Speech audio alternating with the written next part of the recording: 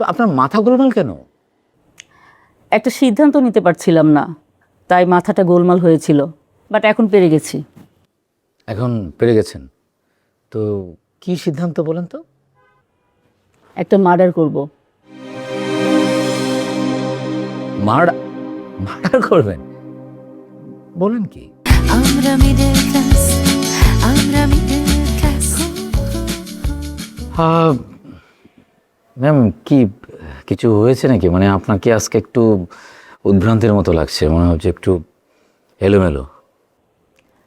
মাথাটা কেন জানি গোলমাল হয়ে আছে, তাই আপনার এখানে আসলাম। আপনি তো আবার আধ্যাত্মিক মানুষ। আরে দূর, কি বল, আমি আবার আধ্যাত্মিক মানুষ হলাম কিভাবে? না, আপনার এখানে আসলে আমার মনে হচ্ছে যে মাথাটা খুলে যাবে, তাই। কারো উপরে এত সহজে আস্থা রাখা উচিত না, এতে উপকারের চেয়ে ক্ষতিই বেশি হয়। আচ্ছা বলুন তো, আপনি আমাকে কতটুকু চেনেন? কখনো কখনো যুক্তি ছেড়ে মনের কথাটা শোনা উচিত, তা না হলে ভুল হয়ে যেতে পারে। মন যা বুঝে যুক্তি তা বুঝতে ব্যর্থ হয়। চমৎকার বলছেন তো। তো আপনার মাথা গোলমাল কেন? একটা সিদ্ধান্ত নিতে পারছিলাম না, তাই মাথাটা গোলমাল হয়েছিল, বাট এখন পেরে গেছি। এখন পেরে গেছেন? তো কি সিদ্ধান্ত বলেন তো? একটা মার্ডার করব। মার্ডার করবেন? বলেন কি? জীবনে চলার পথে মানুষকে এমন এমন সিদ্ধান্ত নিতে হয়, তা আপনি চাইলেও এড়াতে পারবেন না। এই মার্ডার করাটা এখন আমার উপর ফরজ হয়ে গেছে।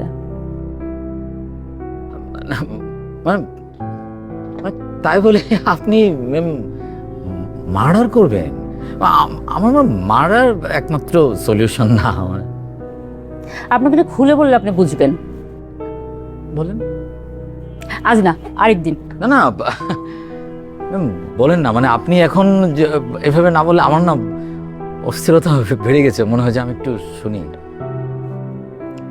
আপনি না সব কথা সিরিয়াস নিয়ে নেন, মাঝে মধ্যে এত সিরিয়াস নিতে হয় না। বললাম তো আরেকদিন বলবো। আচ্ছা, তার মানে সিরিয়াসলি নিব না? না। ঠিক আছে, আমি তো ভাবলাম যে আপনি সিরিয়াসলি মার্ডার করবেন। আরে না, আরেকদিন, ঠিক আছে? আজ তাহলে আসি। ঠিক আছে। ওকে, বাই।